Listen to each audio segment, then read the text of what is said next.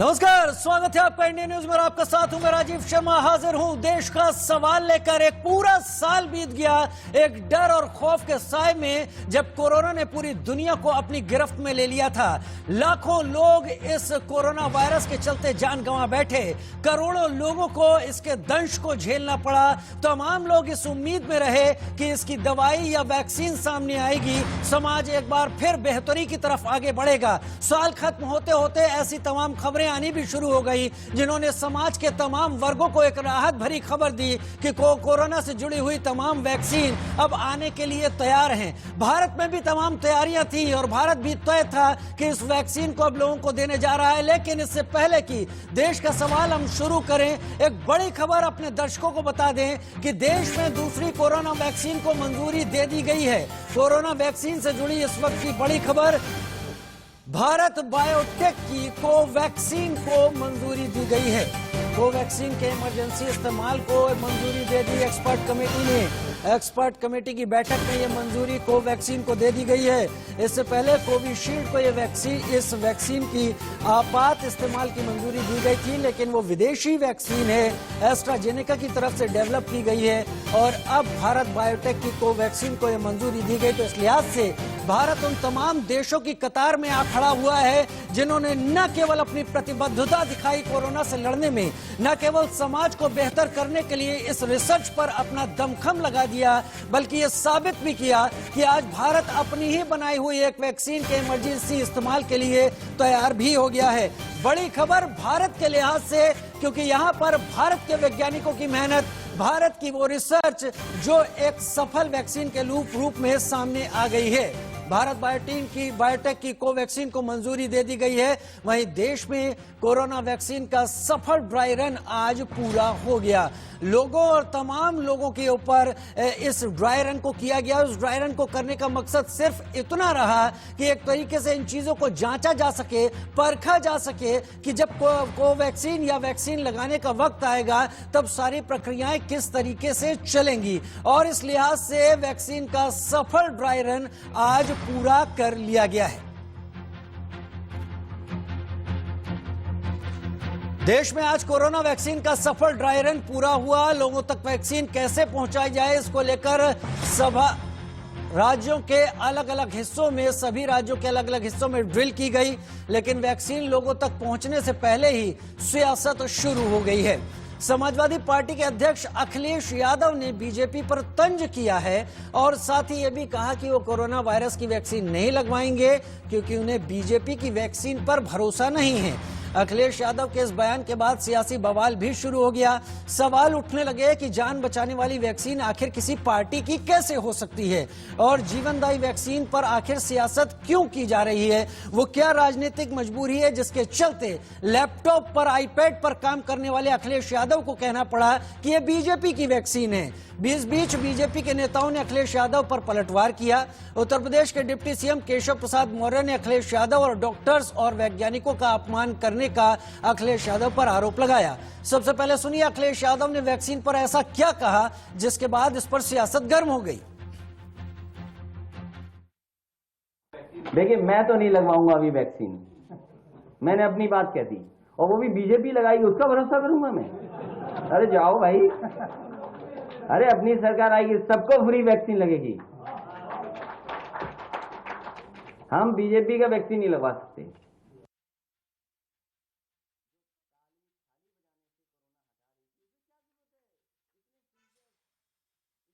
कोई चीज मनाने की, अरे थाली ताली बजा दो, अपने आप कोरोना चला जाएगा। तो आप खुद बताइए ना, आप खुद सोचिए, जिस सरकार ने ताली थाली और हेलीकॉप्टर उड़ाए हैं अस्पतालों पे, क्या जरूरत है इतनी बड़ी चेन की? क्यों वैक्सीन की क्या जरूरत है? हम लोग आप सब बिना मास्क के बैठे हुए हैं। ये केवल कोविड उनके लिए, विपक्ष के लिए, कि कोई कार्यक्रम न कर ले विपक्ष, और ये चलाएंगे इसी के बहाने महंगाई, इसी के सामने बेरोजगारी, इसी से अन्याय छिपाएंगे अपना। इसे लोगों को भ्रमित करने के अलावा और क्या कहा जा सकता है। समाजवादी टोपी लगाकर अखिलेश यादव अगर ऐसा बयान देते हैं तो इस पर बवाल होना भी तय है। अखिलेश यादव के बयान पर बीजेपी ने पलटवार किया। उत्तर प्रदेश के दोनों डिप्टी सीएम समेत बीजेपी के सांसद राकेश सिन्हा ने अखिलेश के बयान पर क्या क्या कहा, सुनिए। लगाने से मना करके एक तरह से केवल इस देश की सरकार का ही नहीं बल्कि इस देश के उन वैज्ञानिकों का, उन डॉक्टरों का जिन्होंने दिन रात परिश्रम करके इस वैक्सीन को तैयार किया है, जिसे लेने के लिए पूरी दुनिया और पूरा देश लगातार प्रतीक्षा कर रहा था, और आपने वह लगाने से मना करके वह भी उसका सार्वजनिक बयान दे करके जो किया है वह निश्चित तौर से यह सबका अपमान है। और आपसे मैं अपेक्षा करूंगा कि इसके लिए आप माफ़ी मांगे और जो मुख्यमंत्री के पद पर रहा हो उसे इस प्रकार के बयानबाजी करने से पहले 1000 बार सोचना चाहिए। बड़ा दुखद है और एक आश्चर्य भी इसमें होता है कि लोग वैक्सीन को भी अब बीजेपी और दूसरे दलों से जोड़कर देखने लगे हैं। मैं समझता हूं कि ये सोच गलत है और प्रदूषित सोच है। लोगों को तो ये देखना चाहिए कि वैक्सीन के लिए हमारे प्रधानमंत्री ने किस तरीके से मेहनत की है, किस तरीके से प्रयत्न करने के बाद में ये सुखद संदेश यहाँ पर आ रहा है। अब यहाँ पर जब आ रहा है और वो फ्री में सबको मिल सके, इसका प्रबंध केंद्र सरकार और प्रदेश सरकार कर रही है, तो ये एक अचीवमेंट है। अचीवमेंट को सकारात्मक रूप में लेना चाहिए, लेकिन लोग नकारात्मक रूप में इसको भी राजनीति से जोड़ के और देखते हैं, तो ये उनके लिए उचित नहीं है जनता के लिए।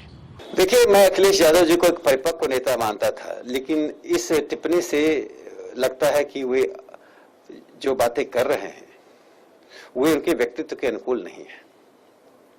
जब मानव समाज अस्तित्व के संकट से गुजर रहा है और वैज्ञानिकों ने, चिकित्सकों ने जान जोखिम में डालकर परिश्रम करके, शोध करके वैक्सीन निकाला हमारे जीवन की रक्षा करने के लिए, उन वैज्ञानिकों, चिकित्सकों के शोध पर सवाल खड़ा करना, उसे राजनीतिक रंग देना, चिकित्सा विज्ञान, शोधकर्ताओं सबका अपमान करना है। केशव प्रसाद मौर्य, दिनेश शर्मा और राकेश सिन्हा ने क्या कहा आपने सुना। वहीं इस मामले पर उत्तर प्रदेश कैबिनेट के मंत्री अनिल राजभर ने क्या कहा, सुनिए। का इंतजार पूरी देश और दुनिया कर रही थी, और आज जब कोविड-19 की चुनौती का पूरी तरीके से खात्मा होने जा रहा है, ऐसे स्थिति में अखिलेश यादव से उम्मीद भी क्या की जा सकती है। ये गैर जिम्मेदार लोग हैं, देश और समाज से इन लोगों का कोई लेना देना नहीं है। पाकिस्तान जो भाषा बोलता है वो ये लोग पसंद करने वाले लोग हैं। अखिलेश यादव ने क्या कहा और क्यों कहा, यह तो ज्यादा बेहतर अखिलेश यादव और समाजवादी पार्टी जाने। लेकिन सवाल उठते हैं अखिलेश यादव के इस बयान के बाद। सवाल ये कि जान बचाने वाली वैक्सीन पर सियासत आखिर क्यों जरूरी समझा गया सियासत को लोगों की सेहत के मामले में। कोरोना वैक्सीन की सियासी ब्रांडिंग की आखिर जरूरत क्यों आ पड़ी, क्यों इसे एक विचारधारा के घेरे में रख दिया गया। क्या वैक्सीन पर सवाल उठाना वैज्ञानिकों का अपमान नहीं है, जिन्होंने इतनी कोशिश के बाद इस वैक्सीन को देश दुनिया के सामने रखा और सबसे ज्यादा खतरे में वैज्ञानिक ही रहे। कोरोना वैक्सीन को लेकर जो सवाल उठे वो आपके सामने हैं। जान बचाने वाली वैक्सीन पर सियासत क्यों? क्या कोरोना वैक्सीन एक पार्टी की या पूरे देश की है? तो ये तमाम सवाल हैं जो देश का सवाल में उपज रहे हैं, और एक ऐसे शख्स की तरफ से जो एक बड़ी पार्टी का अध्यक्ष है, खुद को एक बड़ा और फॉरवर्ड नेता कहता है, विचारधारा के मामले में खुद को मॉडर्न कहता है, दकियानूसी विचारों से खुद को दूर रखने की बात कहता है। आखिर उसे ये क्यों कहना पड़ा कि बीजेपी की वैक्सीन मैं नहीं लगवाऊंगा? लिहाजा इन सवालों का पैदा होना जरूरी था। हमारे साथ तमाम खास मेहमान इस मौके पर जुड़ रहे हैं, इस सब पर चर्चा करने के लिए हमारे साथ जुड़ रहे हैं। हमारे साथ सुनील भराला साहब जुड़ रहे हैं, जो कि दर्जा प्राप्त राज्य मंत्री हैं उत्तर प्रदेश सरकार में। अनिला सिंह जी, प्रवक्ता बीजेपी के, हमारे साथ जुड़ रही हैं।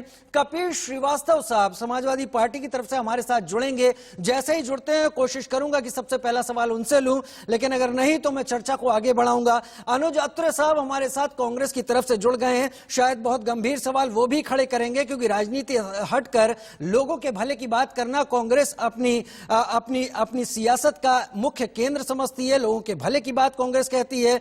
डॉक्टर शेखर हमारे साथ डीजी CSIR जुड़ गए हैं, मिंटी छाबड़ा हमारे साथ सोशल एक्टिविस्ट इस वक्त जुड़ गई हैं। अगर कपिल श्रीवास्तव साहब मेरे साथ जुड़ जाएं तो मेरा PCR मुझे बता दे, मैं उनके पास जाऊं, लेकिन अगर वो नहीं जुड़े हैं तो मैं डीजी CSIR डॉक्टर शेखर के पास जाना चाहूंगा।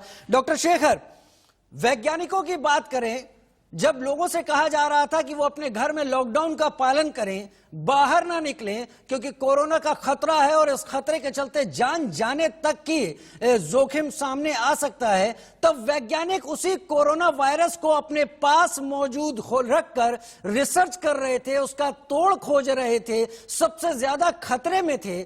जब विचारधारा का ठप्पा लगता है इस मेहनत के ऊपर, तो एक वैज्ञानिक को कितना दुख होता है? मैं तो कुछ राजनीतिक में जो होता है उसके ऊपर कोई टिप्पणी करना नहीं चाहूंगा।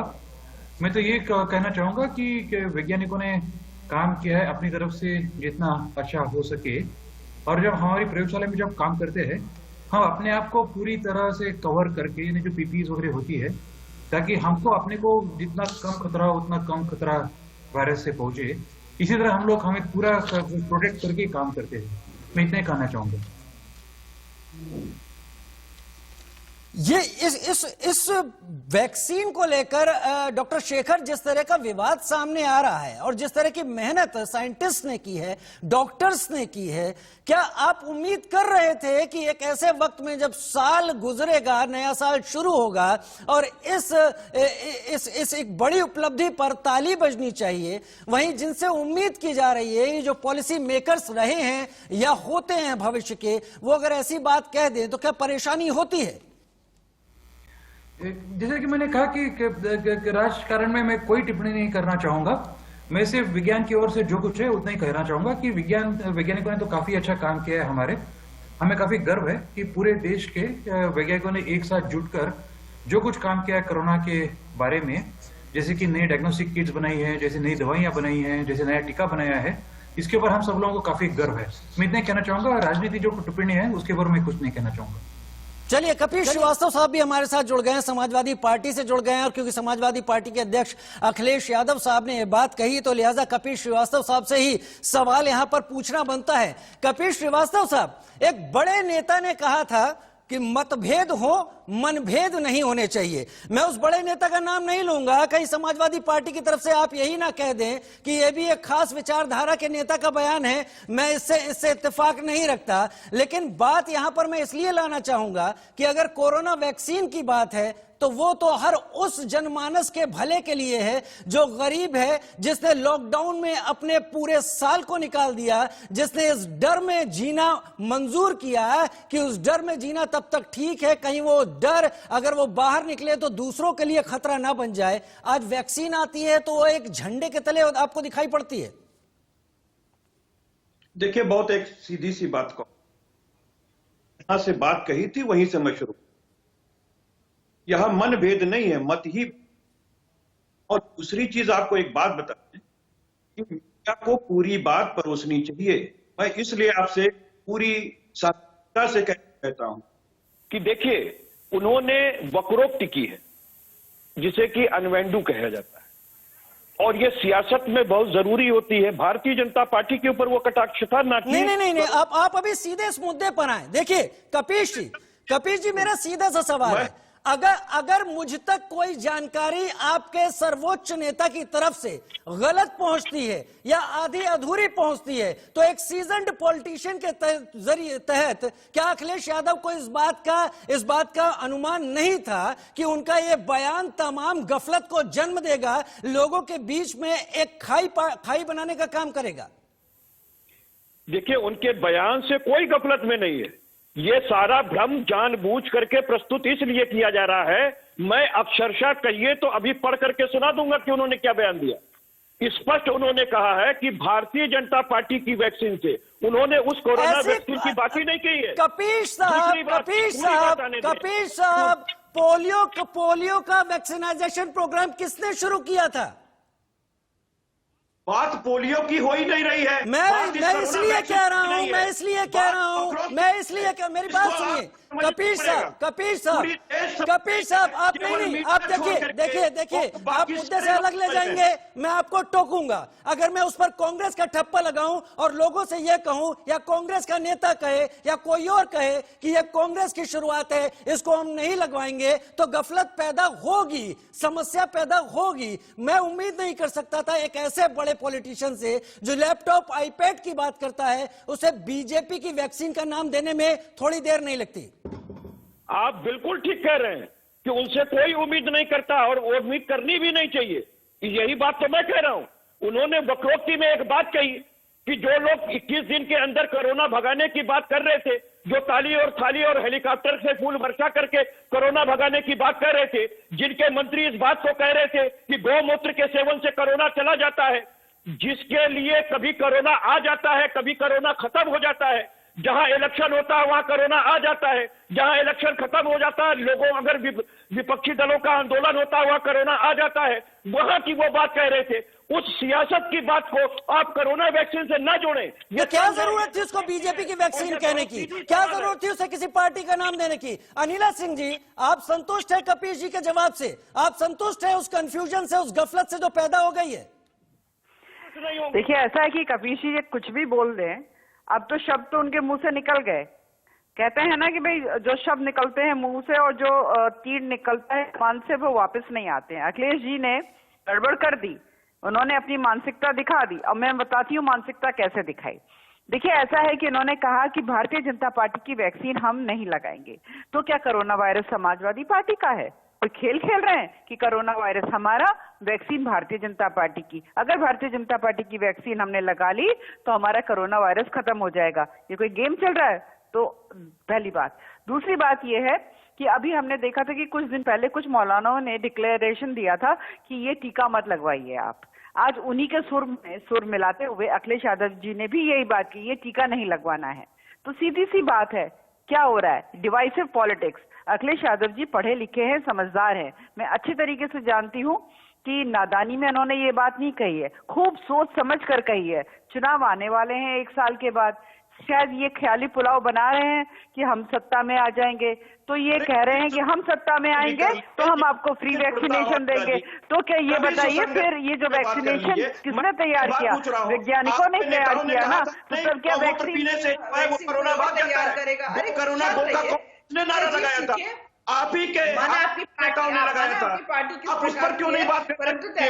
अगर अखिलेश यादव सीधे यहाँ पे अपील तुष्टिकरण की राजनीति करना चाहते हैं, ये दिखाना चाहते हैं कि भैया मत लगाओ, अगर आपको बीमारी होती है तो हो जाने दो, आप जो है आप डायनासोर के युग में जिंदा रहो, वैज्ञानिक युग में जिंदा मत रहो, टीके का भी राजनीतिकरण कर दो, भारतीय जनता पार्टी का टीका। अरे मैं तो चलिए धन्यवाद देती हूँ, उन्होंने माना तो प्रधानमंत्री जी की जो राजनीतिक इच्छा शक्ति है उसकी वजह से आज ये टीका डेवलप हो चुका है। ठीक है अनिला जी, मैं कपिल जी को भी डिबेट में लाऊंगा। अनुज अत्रे मेरे साथ इस वक्त, अनिला जी ठीक है, अनुज अत्रे भी मेरे साथ कांग्रेस की तरफ से इस वक्त जुड़े हुए हैं। अनुज अत्रे साहब, सारे तमाम बयानबाजी को अलग रख दिया जाए। कांग्रेस लगातार लोगों की बात करती रही है और इस बात का दम भी भरती है। आप इस सारी बयानबाजी को अलग रखें, लेकिन न्यूट्रल होकर हमें यह बताइए कि क्या ऐसा थोपना उस मेहनत के ऊपर जो मौत के साए में 1 साल तक वैज्ञानिकों को रगड़ती रही, जो लैब में बैठे उस वैज्ञानिक के 24 घंटे रात दिन नहीं देखे गए, और उसके आते ही ये वैक्सीन देश के लिए आई है, सरकार देश की है, प्रधानमंत्री देश का है, और अगर वैक्सीन आती है तो क्या बीजेपी की हो जाए? क्या यह कहना एक बेहतर पॉलिटिशियन की तरफ से सही बयान है, सही वक्तव्य है? देखिए, हम इस चीज से इत्तेफाक नहीं रखते हैं। ये जो वैक्सीन लाई गई है, ये देश के डॉक्टर्स और साइंटिस्ट की तमाम मेहनत का नतीजा है कि जो इस वैक्सीन को लाया गया है। ना तो ये किसी पार्टी की है, और सरकार, देखिए सरकार तो अभी बाद में अपनी पीठ थपथपाएगी भारतीय जनता पार्टी की, क्योंकि वो भी इस तरह का प्रोजेक्शन कर रहे हैं कि ये प्रधानमंत्री जी लेकर के आ रहे हैं। प्रधानमंत्री हर चीज को जो है साहब आप अपना जवाब दीजिएगा। एक सरकार जो कोशिश करती है, सरकार को उस पर हक लेने का बहुत पूरा का पूरा उसके पास हक है, क्योंकि सरकार के ऊपर जिम्मेदारी होती है नागरिकों की जान बचाने की। सरकार कोशिश करती है, आप खुद भी कहते हैं कि सरकार ने क्या किया, सरकार ने क्या कदम उठाए, लेकिन उसको एक झंडे के नीचे ले आना, इस वैक्सीन और दवाई को झंडे के लिए नीचे ले आना, आगे आने वाले दिनों में कोई कैंसर की बेहतरीन दवाई बनती है, अल्जाइमर्स की बेहतरीन दवाई बनती है और खुदा ना खास्ता वो कांग्रेस के अंतर्गत बनती है, समाजवादी पार्टी के अंतर्गत बनती है, तो क्या दल इसको पार्टी की विचारधारा से जोड़ दें? ठीक है? बिल्कुल नहीं ठीक है। देखिए, किसी भी दल से और को जो चाहे सत्ताधारी दल हो चाहे विपक्षी दल हो, इस चीज पे राजनीति नहीं करना चाहिए। हम ये कहते हैं कि मैं क्या कहा, पहला मेरा रिएक्शन यही था कि मैं इससे इत्तेफाक नहीं रखता हूं जो उन्होंने कहा, ये ऐसे नहीं बोलना चाहिए। भारतीय जनता पार्टी की वैक्सीन नहीं है, ये देश के साइंटिस्ट द्वारा जो है लाई गई, उनकी बहुत लंबे शोध के, और हमें उनका श्रेय को इस तरह से अपमान नहीं करना चाहिए। और मेरी अपील उन लोगों से भी है कि जो साइंटिस्ट का जो श्रेय है, जो डॉक्टर्स का जो श्रेय है, अगर वो भी अपना इसको श्रेय ले करके और उनके श्रेय का हक को मारना के प्रयास करेंगे तो ये भी बर्दाश्त नहीं करेगा। आपको जिसने ये प्रयास किया है, जिसने काम किया है, ये जो देश का जो हमारा तंत्र बना हुआ है, बीते 70 सालों में तंत्र बना हुआ है, जो सारी सरकारों का एक समावेश होकर के जो बना हुआ है, ये उसकी देन है कि आज देश हमारा विश्व में अग्रणी है बनाने के लिए।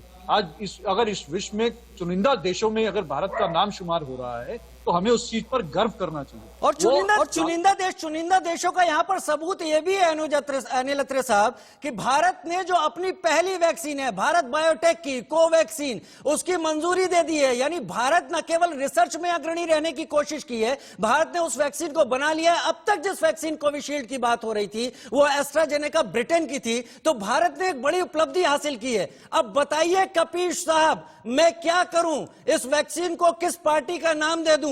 क्या समाजवादी पार्टी के तमाम लोग, क्या समाजवादी पार्टी के कार्यकर्ता विरोध के चलते इस वैक्सीन को नहीं लगाएंगे, वाहक बने रहेंगे कोरोना के? कह रहा हूं आपको कि वक्रोक्ति को आप वैक्सीन से ना जोड़ें। उन्होंने सियासत से जुड़ा हुआ तंज है कि भारतीय जनता पार्टी जो कहती है वो करती नहीं। जो कोरोना कहती है कि कहां पर कोरोना है और कहां पे कोरोना नहीं है, वो जहां पे 100 लोगों को कपीश साहब मैं आपको रोकूंगा, तब तक रोकूंगा जब तक आप मुद्दे पर नहीं आएंगे।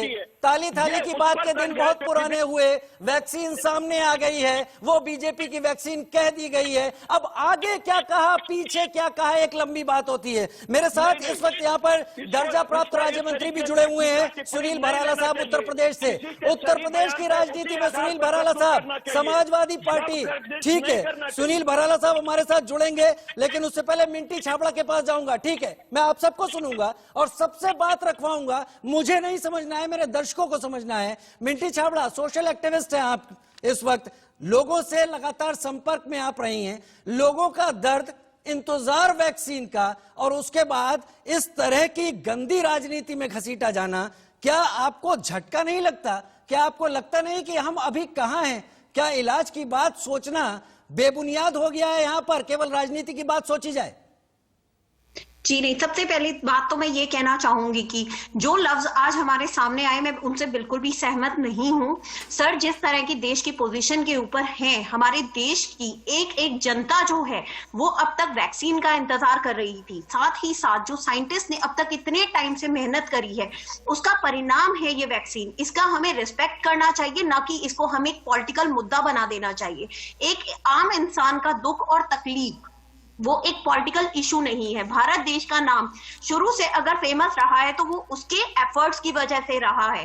तो मैं यही चाहूंगी कि इसको एक बीमारी के लिए जिन चीजों से हम अब तक लड़ते आए हैं, इतनी हमारी देश की आर्थिक स्थिति खराब हो गई है, तो हमें एक पॉलिटिकल मुद्दा नहीं खड़ा कर देना चाहिए, एक पार्टी नहीं बनानी चाहिए, बल्कि आपस में एकजुट होके हर चीज का समर्थन देना चाहिए। लफ्जों का इस्तेमाल सोच समझ के करना चाहिए।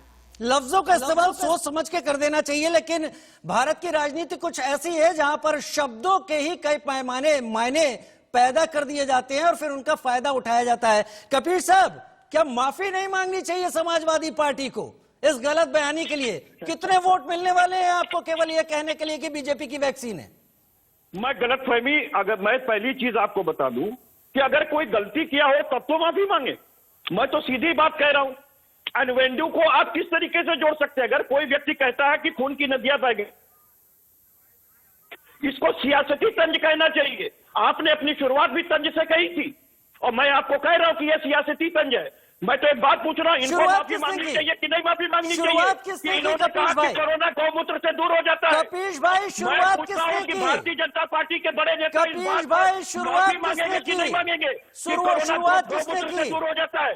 मेरी बात भी आने दीजिए। मैं ये पूछ रहा हूं कि भारतीय जनता पार्टी के जो हमारे नेता हैं वो ये माफी मांगेंगे कि नहीं कि उन्होंने कहा था कि कोरोना गौमूत्र से दूर हो जाता है? उन्होंने ये बात कही थी कि नहीं दिल्ली बिहार के अंदर जब चुनाव चल रहे थे कि वहां वैक्सीन फ्री में लगेगी, तो क्या बाकी जगह पैसों पे तो लगवाएंगे? ठीक है, समाजवादी पार्टी के नेताओं ने नहीं कहा था ना कि कोरोना गौमूत्र से दूर हो जाता है। वो तो कह रहे थे ना कि वैज्ञानिक इसका इलाज ढूंढेंगे। आज वैज्ञानिकों ने इलाज ढूंढ दिया और आपके नेता चुपचाप किनारे कह के निकल गए बीजेपी की वैक्सीन है मैं नहीं लगवाऊंगा। किसको संदेश दे रहे हैं? कहां संदेश दे रहे हैं? कितने लोगों को कह रहे हैं वैक्सीन मत लगवाओ? क्या आप लगवाएंगे वैक्सीन? आप लगवाएंगे वैक्सीन? वैक्सीन पे नहीं है, जानबूझ करके क्यों? आप लगवाएंगे वैक्सीन? आपके नेता ने कहा मैं बीजेपी की वैक्सीन नहीं लगवाऊंगा।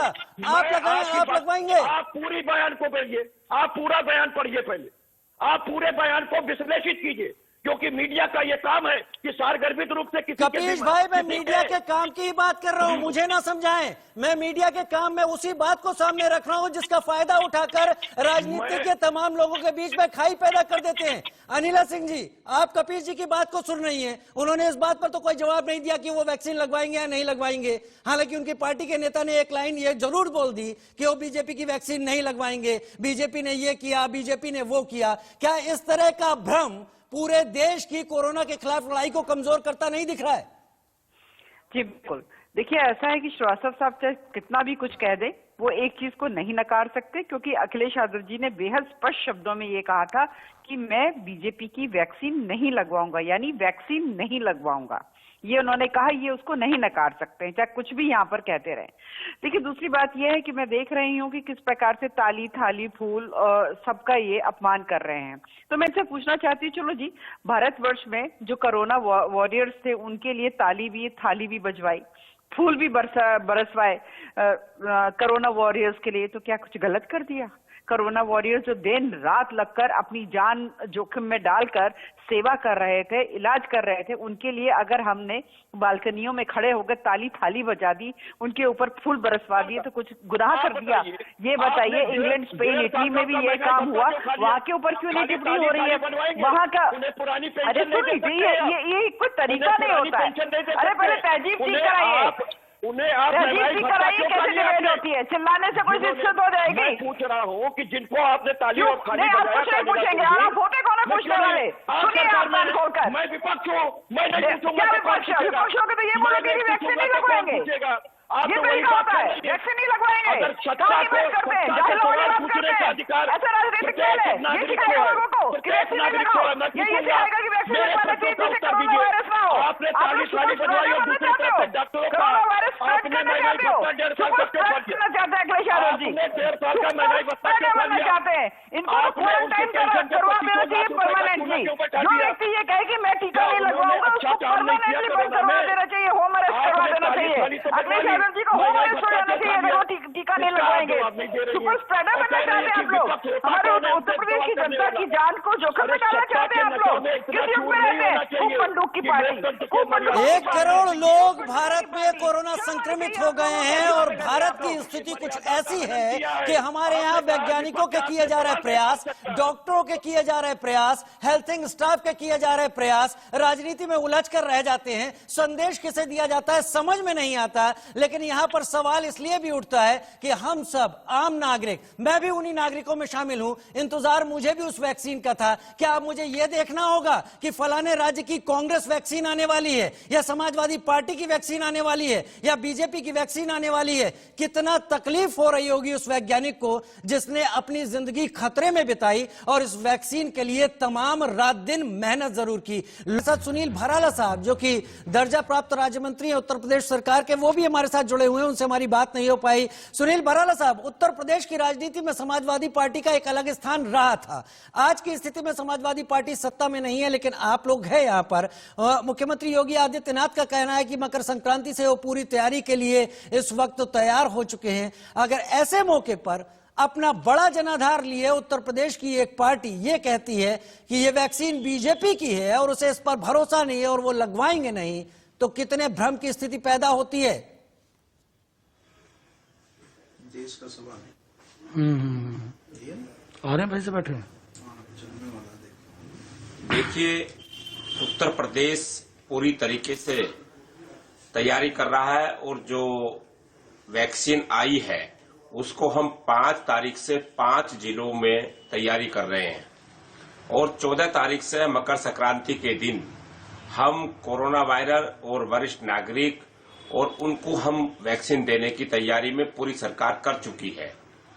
जहां समाजवादी पार्टी ने ये बयान दिया है और कहा है कि मुझे भारतीय जनता पार्टी की इस वैक्सीन पर भरोसा नहीं है, ये बयान एक बचकाना बयान है पूरी तरीके से, और ये स्पष्ट रूप से एक बौखलाहट है कि जिस प्रकार से भारतीय जनता पार्टी का एक बड़ा जनाधार बढ़ा है और उपचुनाव में समाजवादी पार्टी को जो हार मिली है वो उसका हताशा बिल्कुल स्पष्ट रूप से दिखाई दी है, क्योंकि वो प्रोटेस्ट कर नहीं पा रहे, विपक्ष की भूमिका निभा नहीं पा रहे, जो उन लोगों की जनता के सेवा के लिए उनको उतरना चाहिए था उस पर खड़े नहीं, क्योंकि ये लोग जो है कभी सड़कों पर रहे नहीं, विदेशों में पढ़ाई की है इन्होंने, तो संघर्ष करने की क्षमता नहीं है। तो ये हताशा दिखलाता है इस बात को लेकर के, और भारतीय जनता पार्टी लगातार जो है वो अपने प्रयास से और जनता की सेवा में रात दिन लग करके, जहां जिस प्रकार से हमने श्रमिकों के हित में काम किया है, उत्तर प्रदेश में 40 लाख श्रमिकों को हमने प्रवासी उनके गंतव्य तक पहुंचाने का काम किया था। ठीक है, मैं वैक्सीन के ऊपर बात कर रहा था। ये तमाम उत्तर प्रदेश सरकार की योजनाएं अपनी जगह होंगी, सरकार कोशिशें करती है, बराला साहब सरकार करती रहेगी, लेकिन वैक्सीन को लेकर जो कंफ्यूजन, जो तमाम यहाँ पर स्थिति पैदा की जा रही है वो अपने आप में सवालों में है। मेरा आपका सीधा सा सवाल है, क्या इस तरह की बयानबाजी के लिए उत्तर प्रदेश सरकार कोई कड़ा कदम उठाएगी? क्योंकि एक तरीके से उत्तर प्रदेश की जनता के बीच में एक भ्रम फैला दिया गया। एक ऐसे नेता, एक ऐसी पार्टी जिसके बहुत फॉलोअर हैं, अगर वो अपने नेता को फॉलो करते हैं इस बयान को लेकर, तो उत्तर प्रदेश में तो फिर वैक्सीनाइजेशन का भगवान ही मालिक है।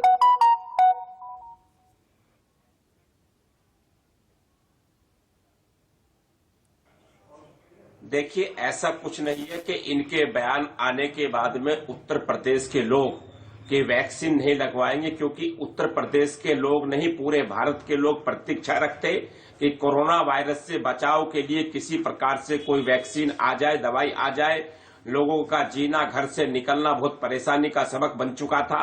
निश्चित रूप से लोग इस काम को पूरा करेंगे और अपनी वैक्सीन अनुजत्र साहब, आता हूं आपके पास। अनुजत्र साहब, देश और प्रदेश के हित में करेंगे।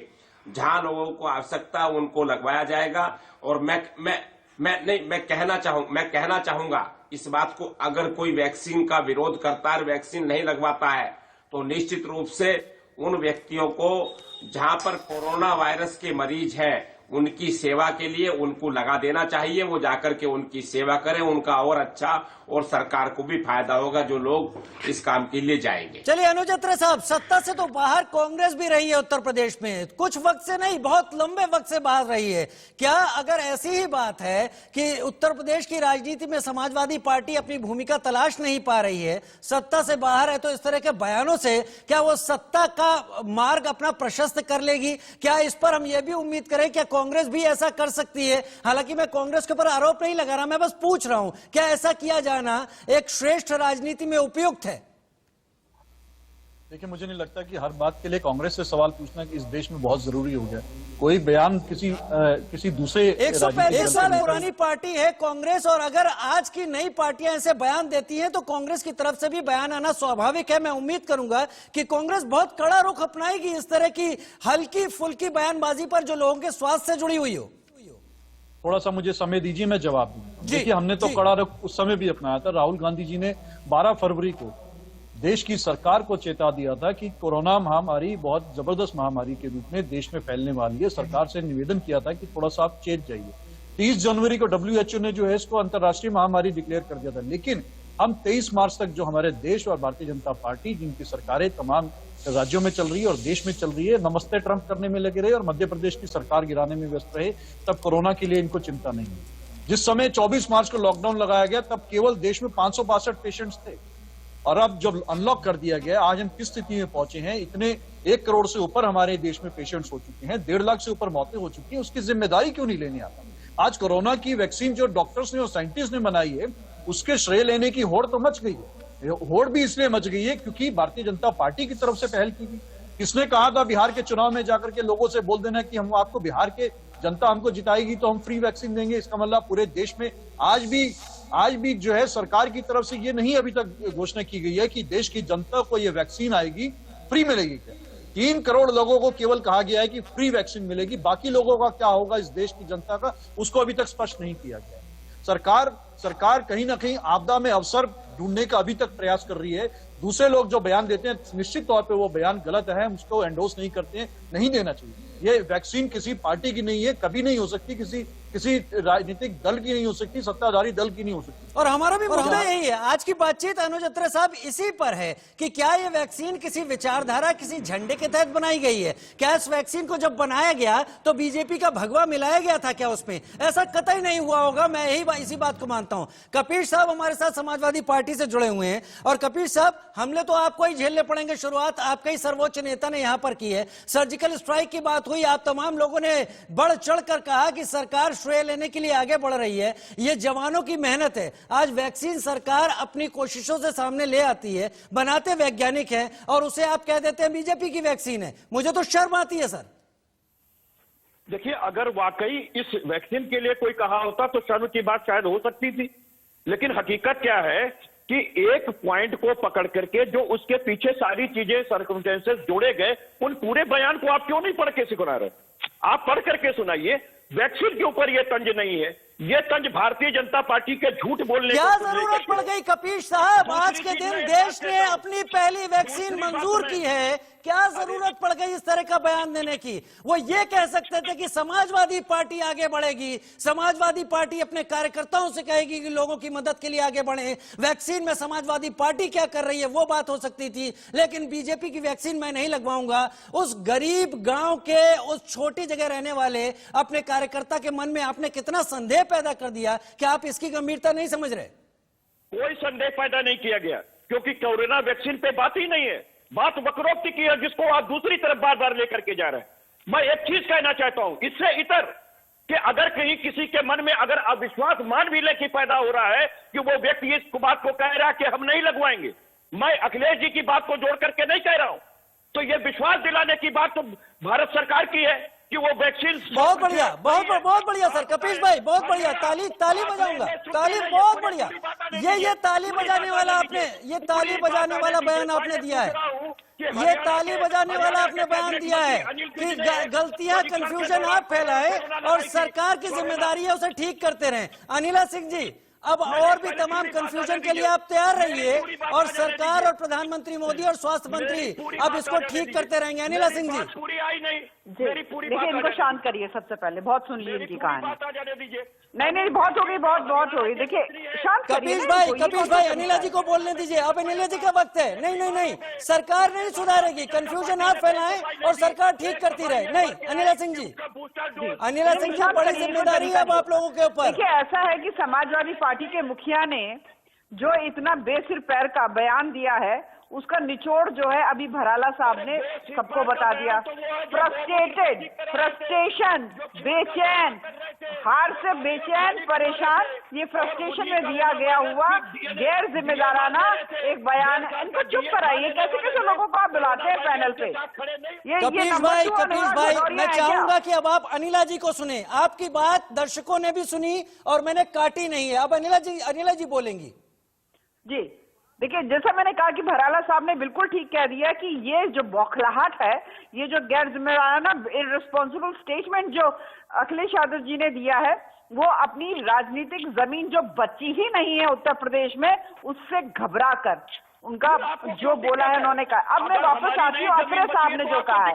अत्रे साहब शांत रहिए, समाजवादी पार्टी को इतनी इंपॉर्टेंस देती हूँ मैं, इससे ज्यादा नहीं देती हूँ, ठीक है? अत्रे साहब, अभी आपने अभी आपने जो कुछ कहा हमारे देश के प्रधानमंत्री जी के लिए, हमारे अरे शांत रहिए, अत्रे साहब से बात कर रहे हैं, भदौरिया बनना चाह रहे हैं क्या? लोकतंत्र थोड़ी तहजीब सीख कर बैठा करिए, थोड़ी तहजीब सीख कर बैठा करिए। देखिए ऐसा या तो मुझे मत बुलाया करें आप लोग, नहीं मुझे ना बुलाया करें आप।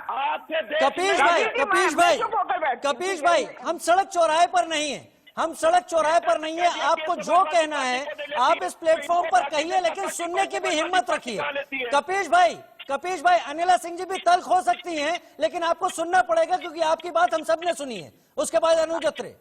अनुराग भदौरिया बनने की कोशिश ना करें, ये इनको चुप कराइए। देखिए ऐसा है कि अभी मैंने बताया ना कि भराला साहब ने उत्तर दे दिया अखिलेश यादव जी के लिए, इससे ज्यादा मैं इनको इम्पोर्टेंस भी नहीं देती हूँ। अत्रे साहब ने अभी देश के प्रधानमंत्री जी का खूब अच्छी तरीके से अपमान किया है। अत्रे साहब मैं आपको बता दूं, अरे शांत रहिए, डिबेट करा रहे जब ये शांत रहिए, आपकी शक्ल देखने के लिए नहीं बैठी हुई हूँ यहाँ पे, आपकी शक्ल देखने के लिए नहीं बैठी हुई हूँ यहाँ पे। मुझे जो बोलना है मुझे बोलने दीजिए। भारतीय जनता ठीक है देखिए अनिला, कपीश भाई मतभेद चलेंगे, मतभेद नहीं, आगे भी आपको मेरे साथ कई डिबेट्स में आना है। कपीश जी अनिला जी को सुनिए, इससे पहले मैं बाकियों के पास जाऊं, केवल इस बहस पे ही नहीं उलझना है। अनिला सिंह जी अपनी बात पूरी कीजिए। आप अनुज अत्रे से आप क्या कहना चाहती हैं? अरे चुप तो कराइए इनको। अत्रे साहब ने अभी देश के प्रधानमंत्री जी का खूब अपमान किया। ऐसा प्रधानमंत्री जिसने इतनी बड़ी आबादी वाला जो देश है हमारा, वहां पर सुपर स्प्रेडर्स को रोका, ठीक है, किस तरीके से जो एक हमारा जो सिस्टम है, एक फेडरल सिस्टम है, उसके साथ तालमेल करते हुए कोरोना बहुत ज्यादा न फैले, वहां पर ऐसे इंतजाम किए। विश्व में इन्होंने जो प्रधानमंत्री जी हैं नरेंद्र मोदी जी, उनको सबसे ज्यादा सक्सेसफुल लीडर का उनका रिकॉग्निशन हुआ है। ट्रम्प भी उनसे पीछे है। और हमारे देश के लोग कहते हैं हमारे देश का प्रधानमंत्री जो है एक फेलियर है। दुनिया कह रही है वो नंबर 1 लीडर है पूरी दुनिया में, और हमारे देश के जो अनुज अत्रे साहब जवाब दें। अनुज अत्रे साहब मेरे पास समय कम है, संक्षेप में जवाब दें। बिल्कुल। देखिए मैं पहले तो अनिला जी से कहना चाहूंगा, बड़ी विनम्रता से कहना चाहूंगा कि इस तरह की बयान मत दीजिए। आप लोगों से हम हाथ जोड़ के विनती, प्रधानमंत्री जितने आपके हैं अनिला जी उतने मेरे हैं। वो देश के प्रधानमंत्री भारतीय जनता पार्टी के नहीं है। और मुझे कोई एक लाइन ऐसा बताइए, कोई एक ऐसा शब्द बताइए कि मैंने प्रधानमंत्री के जो सम्मान में कोई अपमानजनक शब्द बोला। गलत बात मत बोलिए। मैंने इतना जरूर अपील करी थी, इतना जरूर कहा था कि आपकी सरकार, आपकी पार्टी और आपकी जो लोग थे, जब राहुल गांधी जी ने सरकार से चेताया था कि आप इसको लेके, कोरोना को लेके गंभीर हो जाइए, लेकिन आप लोग ठीक है अनुज अत्रे जी, आपने अपनी बात रखी, तमाम मेहमानों ने अपनी बात रखी, लेकिन आपने एक बहुत खास बात कही। आपने अनिला जी को यह बात बताई कि प्रधानमंत्री जी आपके नहीं, मेरे देश के प्रधानमंत्री हैं, मेरे भी प्रधानमंत्री हैं। काश इस बात का मर्म वैक्सीन के मामले में भी समझ में आता और ऐसे हल्के बयान देने से बचा जाता, जहां पर वैक्सीन की मेहनत, वैक्सीन के आने को एक पार्टी से जोड़कर रख दिया जाता। शायद आज का दिन राजनेताओं के लिए सोचने का दिन है, लोगों का स्वास्थ्य ज्यादा जरूरी है या फिर राजनीति। देश का सवाल में फिलहाल इतना ही। आप सबका हमारे साथ जुड़ने के लिए बहुत बहुत शुक्रिया।